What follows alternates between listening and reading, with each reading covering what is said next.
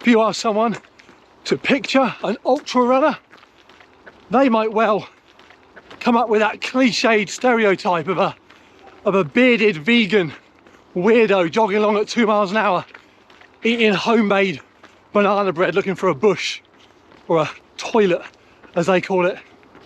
And then you meet one Running. and you realise they haven't all got beards. I have filmed a couple of my ultramarathon attempts. This is stupid. Why would anybody want to do this? I've typically gone into them very ill prepared. There's no one here, just in a field. And so they've been more a sort of a case study in what my body is capable of doing when pushed to the limit. And I thought that's all lovely and fun, but it'd be useful to show something a bit more useful.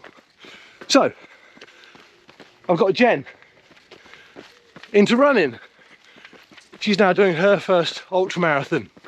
A recap. So, start of last year, Jen looked good at the beach but would get out of breath jogging back to our sun loungers with an ice cream. Fed up with melted ice cream, I convinced her to go on a well-fit to actually fit journey. The original plan was to achieve a transformation via functional fitness, and so she trained and competed at events like Spartan and High Rocks. Towards the end of last year, she realised that she enjoyed the fun aspect of those, especially when we raced as a couple, but it didn't really motivate her the way it did me. However, she was enjoying the running. Hence, we find ourselves here racing a 50-kilometre loop, pretty flat, so a nice simple course, perfect for a beginner to this distance, as long as they train and prepare more sensibly than I do for mine.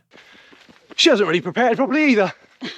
So this is just going to become a case study in what her body's capable of when pushed to the limit. So don't try this at home. So why enter something she is not ready for? Because at the start of this year, Jen suggested running with me on my 100k River Thames Ultra that I do each September and always get great enjoyment from. Stupid. I explained that her having done a few 5 and 10k races was not enough preparation for that. And so she upped her training and also signed us up to this 50k to make sure she was on track. I'll explain what upped her training looked like in a bit, but suffice to say, it wasn't up to enough. So we are about 3k into the Round Reading 50k. The target is to do this real slow and steady, around 7-minute kilometre pace, so just under 6 hours. Those numbers again, 7 minute per kilometre pace means 10 kilometres in 1 hour 10 minutes times 5 is 50k in 5 hours 50 minutes, sub 6 hours with 10 minutes to spare if we hold this pace. These sort of events don't tend to get really interesting until you're a bit deeper in. And that's because you get, especially if you are fairly new to running, a rather extreme crossover point with your pacing strategy on a long run. It starts off slower than you're used to. Jen can run up to an hour at 6 minute kilometre pace easily enough, so this pace feels slow, but it will end up a pace faster than she can manage. At some point between those two, there'll be a spot where it is perfect running speed. The hope is that crossover point is not too soon. So just gone through 10k in 1 hour 9 minutes 30 seconds. So as you'd hope at this stage, everything currently going exactly to plan. Just went through the first checkpoint as well. Obviously didn't need to stop at this stage. So really the experiment today is to see at what point this pace, this 7 minute or just under 6:56 pace becomes problematic. And if you're thinking, is the pace not affected by things like going up and down hills? It is, but I had my Garmin watch calculate a Pace Pro strategy allowing for that. So on sections with hills, it would give us slightly more time and then slightly less time on the downhills. I have all that running on my watch. All Jen has to do is jog along beside me, look at the scenery. And a nice stretch of the run as well, along the Thames, coming out of Sonning, where we started, ran past the house my dad used to live in, Dad's old house, ran past George Clooney's house, didn't see either of them. I believe he's currently at his Italian lakeside residence. It's George, not my dad. Now you would think just stay beside me was a relatively straightforward instruction, but at just 15k and Jen is ignoring it. Pace is everything on this run. Too slow is not good, but the real problem is too fast. Going just 10 or 20 seconds a kilometre quicker than needed makes little difference to the total time, but eats into energy reserves. It's why I'm sticking to exactly what the Garmin says to do. But here Jen sees a few runners that went in earlier waves than us. Everyone started in small groups of 5 or 6 runners and we went almost last. And so she is now excited to go past people. We have hours to go past people. Now is not the time to be chasing folks down. So we end up going too quick for a short time and then not quick enough for the next 4 or 5k, leaving us slightly off target. So, coming up on 20k, and right now is a good example of why stopping, resting, stationary, is a bit of a disaster on these long distance events. You know, avoid it if you can. We came into the checkpoint just back there at 19k, and we were about 1 minute 50 behind the pace. Jen grabbed water and went. She probably set off 2 minutes behind the pace. I stopped for a quick toilet break. I'm now 4 minutes behind the pace, so 2 minutes behind her. And 2 minutes doesn't sound like a lot, but it's a good quarter of a kilometre she's gone. You know, demonstrating, don't stop unless you need to stop. Like walking is okay, but stopping dead is a killer. Almost caught her up, and we are about 2.5 minutes behind, which at this stage over 20k, well inside our wiggle room, so no problem at all. Okay, halfway update, 25k. Apparently we're walking for a bit. Why are we walking? Everything's starting to hurt. Everything's starting to hurt apparently, but that's okay. 2 hours 58. So we are inside 3 hours, which puts us inside 6 for the whole thing. Pace Pro has us about 3 and a bit minutes behind, but that's okay. We had that 10-minute wiggle room, so we could afford to drop 5 on the first half, 5 on the second. So we're still inside that. Inevitably, second half is going to be tougher. So coming in on the whole thing under 6 might be a bit optimistic at this stage, but it's nice to have got halfway on track. So halfway on track, feeling all right, and that is what I was hoping for. For Jen here, it's a bit like how I feel going into the 50k point on a 100k run. If I can do the first half all right, I can grin and bear it for the second half without too much complaint. But that approach, plus my natural ability to just plod away at stuff, means I'm never going to do very well, but I will always make the finish. My concern for Jen is that I'm not sure she's a grin and bear it type. When it goes horrible for me, I dig in, I go full Goggins. Jen is more Bilbo Baggins than David Goggins. This is now getting a long way for non-stop road running. She's run further than this 25k point a couple of times, but that's been on trail runs that have almost been kind of hike/walks, taking 6-7 hours to do this sort of distance. It's not really the same as consistent road running. So a summary on what she actually does have experience of doing. In the last year and a half, since we started all this, she's done a couple of long distance mountain trail runs. Those are typically around 15 to 20 miles, but because of the terrain can take easily 6 hours or more. So the good news for this run is that we know Jen can last that long. But in those previous races, there was an awful lot more walking and hiking. When it comes to simply consistent running, her experience of reasonable distance is less reasonable. So what Jen has done that does relate to this is really 2 long runs, one of 21k and one a couple of weeks ago of 17k, and the mistake made on both of those was going a bit too fast. We sort of ran them at sort of 6 minute 30 pace, so she finished them both but exhausted. So it's nice to be at 25k, and although clearly it's starting to hurt, in much better state than she was at the end of those other runs.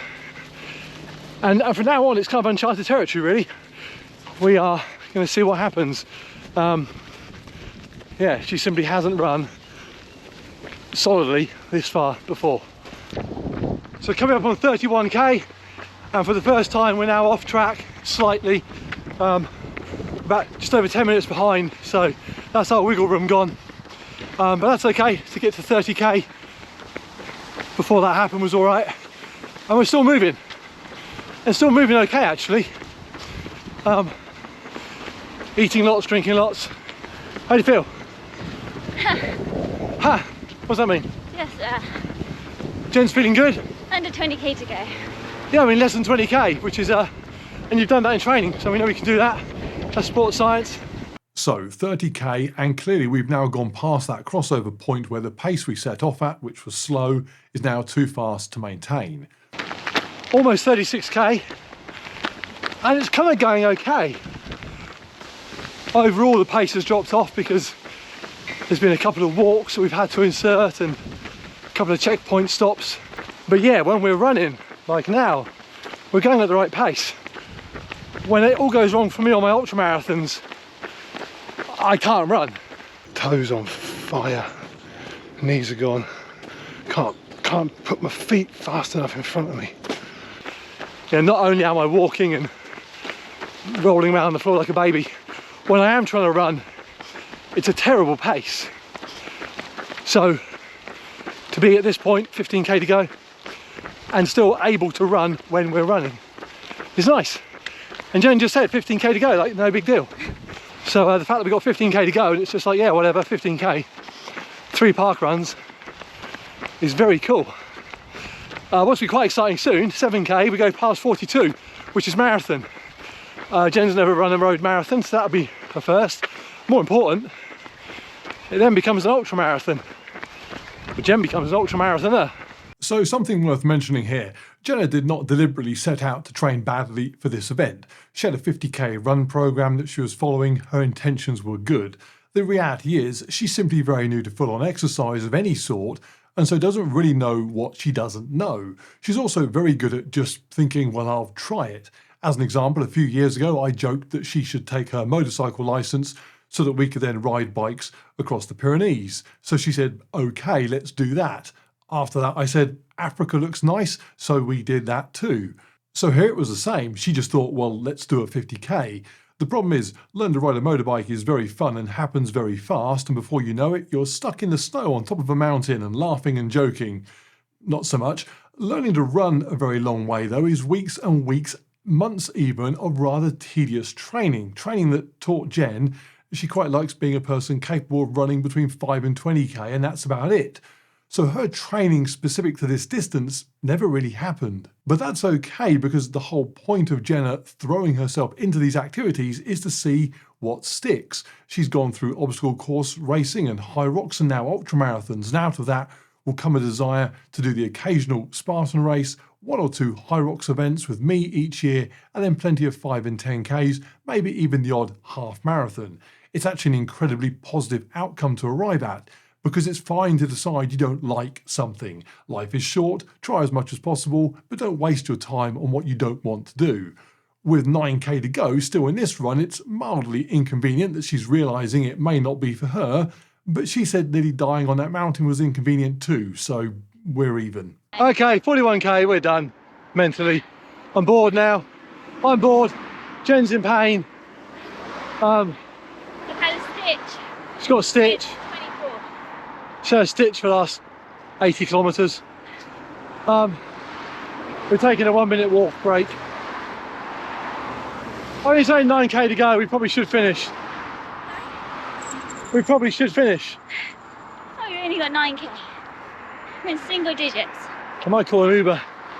This is probably the low point for us. I am bored at this stage. It's not been fast enough for me to feel challenged, but it's a big enough distance for me to feel worn out. So I'm basically pointlessly exhausted and starting to think that I might just put up with melted ice cream. And Jen is close to actually done. I've mentioned in previous videos how she has, because of her lighter weight than me, a tolerance for repetitive pounding on her body that I don't have. But tolerance is not immunity, and this is beginning to prove a pounding too far. 43k. 43k, quick walk, because Jen's eating some banana bread, like a proper weirdo vegan ultra runner, because she is now an ultra runner. 43k, we've gone past the marathon, we are ultra runners. I already was an ultra runner, Jen's now joined the club. Well, currently she's walking, I'm not sure that qualifies. Oh! She's now an ultra runner, an ultra jogger at least. Yeah, 7k to go, which is nothing. I mean, it's a park run and a bit, which is good because I'm done with this run. I mean, are you done with this run? I'm done. Yeah, we're done with this. We're off track. I mean, it's interesting. You know, we are still able to jog along, albeit at a slow pace, but nothing terrible has gone wrong. I'm in far better condition than I am at the end of my hundreds. So it's nice to know the body can, you know, get by if it needs to. Talking of banana bread, the one thing we did get right on this, and it's the thing I try to get right on any event I go into where I really need to stack things in my favour because training has not gone to plan, and that is preparation in terms of kit and fuel and last minute activities. Now those things cannot make up for not preparing properly in your training, but they can stop it turning into a disaster. So in the week before this run, Jen got a massage and then wound down the training that she was doing so she was as physically prepared as she could be under the circumstances. All the kit she was using has been tested under the microscope. So for example, her sports bra was giving her minor irritation that regular sports lubricant wasn't fixing, so we stuck KT tape on her instead for this run. All the little things that if you get right, you don't notice, but you get wrong and it wrecks your day. That last aid station, I think it was about 62k. I went to the aid table, got some Vaseline, took an amount that under any other circumstance would have had the guy there probably looking to add me to some sort of watch list. And the same with fueling. We're both using precision fuel and hydration electrolytes in our water bottles and then eating a mixture of their carbohydrate gels and that banana bread. One of the reasons her pace is slowing but not crashing is because she isn't hitting any sort of glycogen reserve issues. She's not hitting a wall, she's just getting tired. Okay, we've got just under 3k to go. We're doing a 200 metre walk, 800 metre run for the last 3k. Some fans of the channel just went past in the car and waved and said hi while we were walking, so that's sod's law. No, that comes past when we were running. Yeah, we were flying before then, flying along, just running like a thing of beauty. And they come when we're walking. This last half hour was interesting. Jen is clearly now tired, but with the insertion of short walks is able to then jog along fairly comfortably. And I wonder how much of that is down to her cross training. Because although she's no longer pushing hard on the high rocks training, she still incorporates plenty of that functional and strength type work into her week. Sled pushes, squats, farmer's carries. Her legs are used to working when fatigued and under load. If you're someone who wants to be able to maintain effort for a long time and endure stuff, a strong body cannot be a bad thing.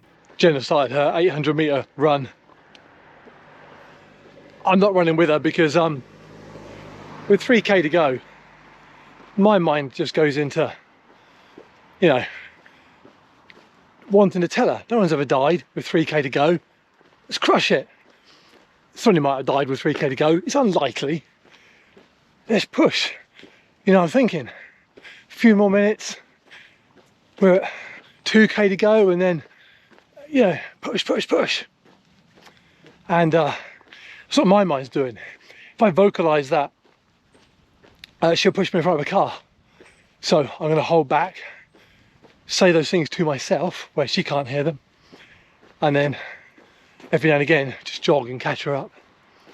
She likes to run in a slightly more tranquil state than me.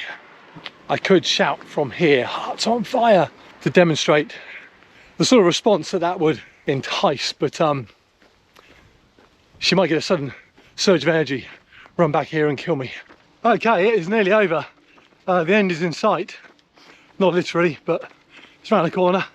How are you feeling? I want to talk about it. She doesn't want to talk about it, so we won't push the subject.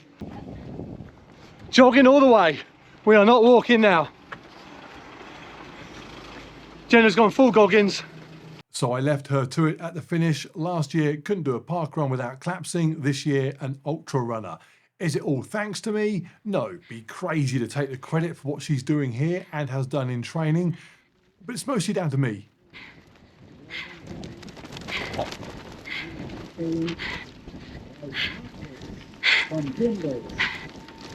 Well done, John. She's followed by Mark Hayes. Well done, John. What a smile. What a beautiful smile. Let's have a high five, Jenna. Well done. Well done, Jenna. So results are a little bit irrelevant on this one. We missed the target of 6 hours as we were always going to, but Jen ran across the finish line, so does it need more detail than that? In case it does, 6 hours 35, Jen was 136th out of 181 and 32nd out of 50 in the women. And importantly, did herself no lasting damage. She was back in the gym 3 days later and will be doing some easy runs by the time you watch this a week or so after the race. In fact, the only real issue was caused by her ignoring my golden rule of long distance events: fix tiny problems instantly. She had a small bit of dirt in her shoe. It caused her to move and hold her toes in a certain way to avoid it annoying her. She should have fixed that instantly. She didn't, and ended up with feet, ironically, like a cross between Goggins and Baggins. So what next? Not sure at this stage. The 100k in September does have the option of being run as a 50k, just doing the first half, so Jen may switch to that, and I'll then run on and do the rest of it alone. Needs some further thought. For now, Jen is simply happy to be able to call herself an ultra runner, and I've booked us a beach holiday in a couple of months' time to celebrate, and if nothing else, that ice cream better arrive perfect.